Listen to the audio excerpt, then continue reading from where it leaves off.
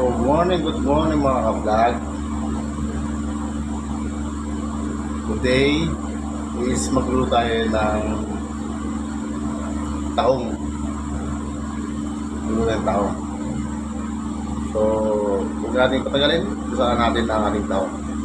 So, sa ngayon, meron tayo ditong mga ingredients na naka-prepare na. Naka-prepare na mga ingredients. So, ibigisa na natin sila. Meron tayong sibuyas. Meron tayong kamatis. Meron tayong pechay. At saka yung ating taong. Meron din tayong oyster sauce. And then patis. And then bawang. And then black pepper and ginger. So ngayon guys, gigisa lang natin yung yung ating bawang sibuyas. So maglalagay tayo dito ng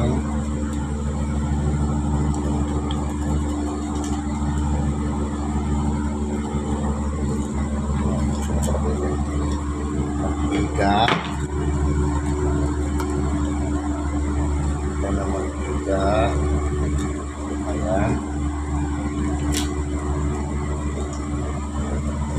Ito natin yung sibuyas sa bawang. Lagyan ng konti.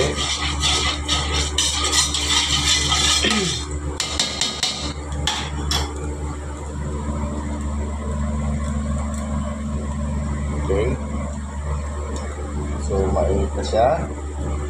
Ang ating susunod is yung ating ingredients na sibuyas and bawang. So, isang natin yung ating sibuyas. Ayan.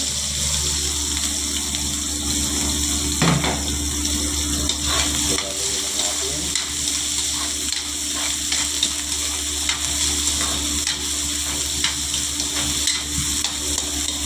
Ito natin yung bawang.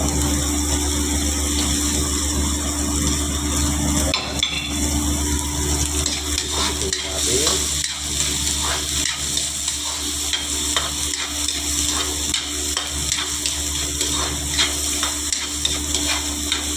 Then, natin ilagay yung ating luya. Yung ating luya. Ito. Ang ating luya. So, ilahalo natin ito. Kasi yung ganda kasi pag yung luya ay gigisa para yung juicy niya ay lumabas. So, yung lasa niya lalabas yung juice niya. Then, so natin yung guys yung kamatis. Kamatis. Yung ating kamatis. Napakaganda ng kamatis. Napakaganda ng kulay. Ito natin dito.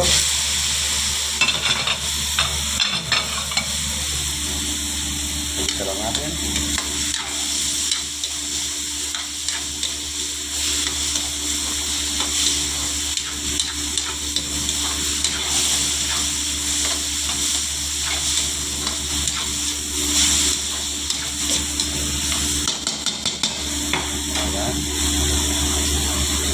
Next, dito kaya natin siyang mag-isa.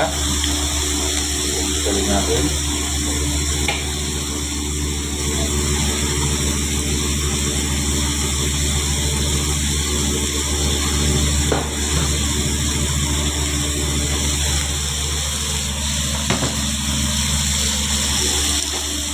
Okay. So, ako kasi guys, kung nakikita ko, gusto ko yung medyo nasusunod yung sibuyas, bawang, kamatis. Kasi yung lasa, nagkakaroon din ng lasa yung mga kagaya nito. Nagkakaroon din lasa sa pagkain. So then, ating tahong. Ito yung ating tahong. So, linis ako ng kanina. Then, nagagawin ito. Kasi sa ating konti. So, guys, pagkatapos ito. Ilagay yung patis. Ilalagay yung patis. Ilagay yung agad. Ang patis kasi guys, pagka yung patis, nilalagay mo yan habang nagigisa ka. Ang bango. Mabango siya. Ayan. Kung marami kang kapitbahay, magtataka sila, ba't ang bango ng niluluto mo? Hindi na alam, patis yung naamoy nila. Then, pakulo natin siya. Tagal na ng tubig. Ayan. Pakulo lang natin.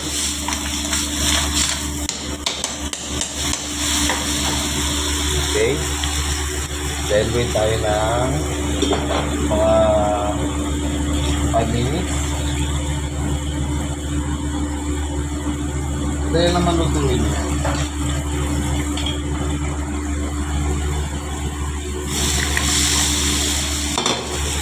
Okay. So ngayon guys, ilalagay natin yung mga lahat ng mga ingredients.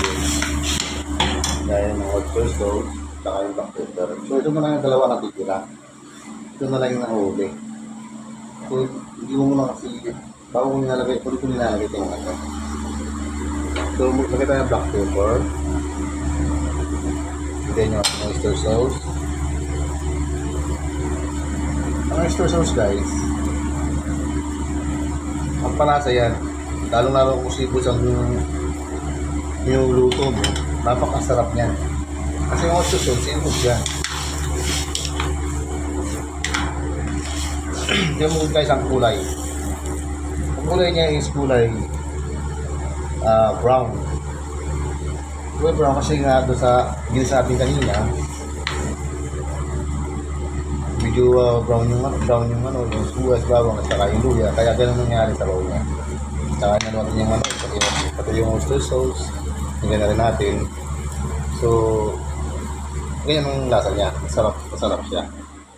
So, ang susunod natin nalagay guys is yung pechay. So, ito yung nalagay pechay. Pero, pakukulo natin ng makulo.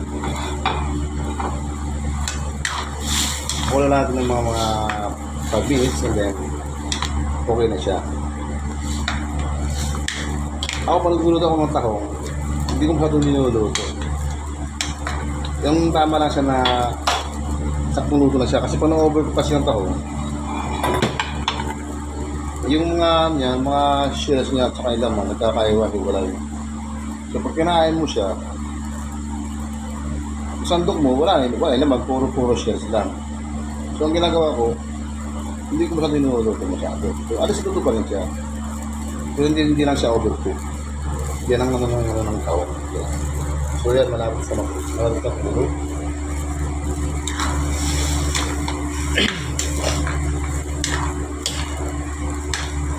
Magagay nga pa tayo ng siling haba.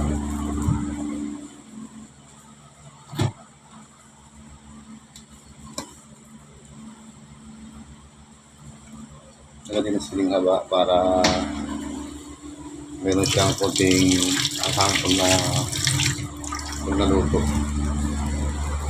Ayan. Dalawang siling haba. Ayan guys, sumukulo na siya. So, hindi naman siguro mga 2 minutes na kumukulo siya. Hindi, ilalagay natin yung pechay. Okay na yun. Pagkatapos nun, luto na siya.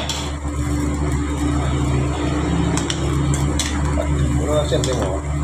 Napakaganda ng kulay guys. Kulay brown. Napakaganda sa loob. Sa bawang palang ulam.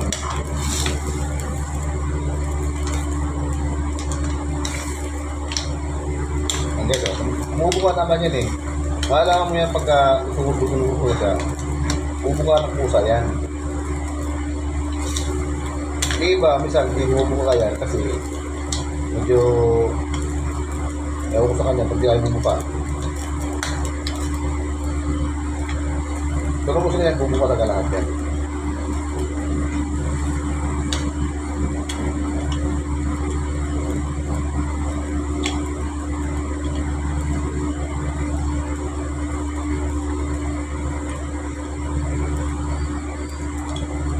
guys. So, malapit na maluto. And then, lagay natin yung pechay. Para habang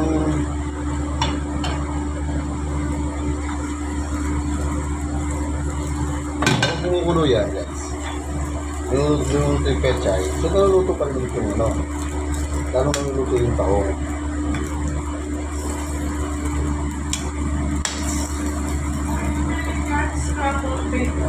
Ah.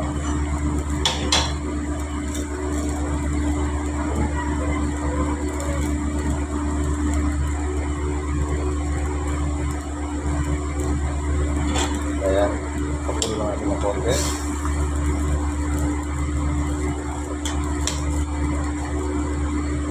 Ayan guys, naluluto siya.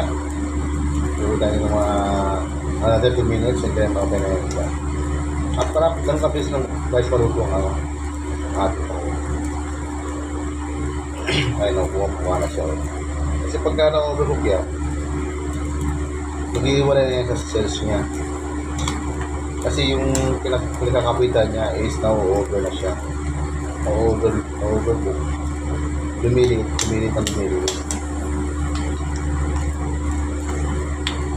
Ayan. Okay guys. So, ayan na. Ano yung ating yung tahong.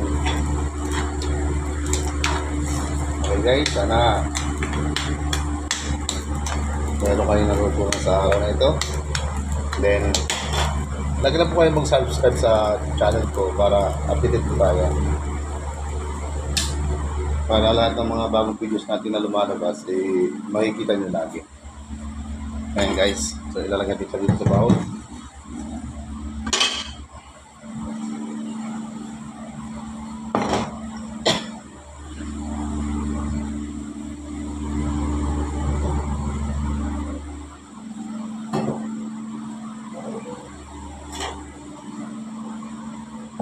Okay, yan. Ayan. Sa bowl.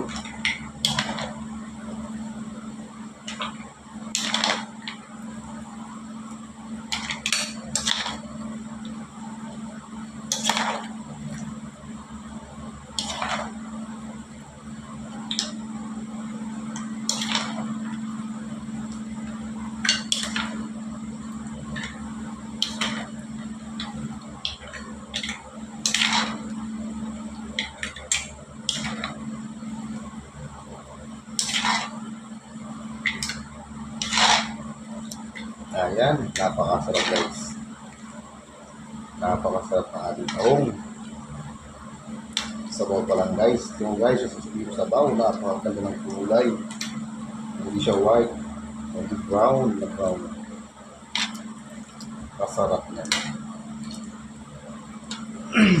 Okay guys, ito na yung ating finished product na tahong. So, guys, susunod ulit.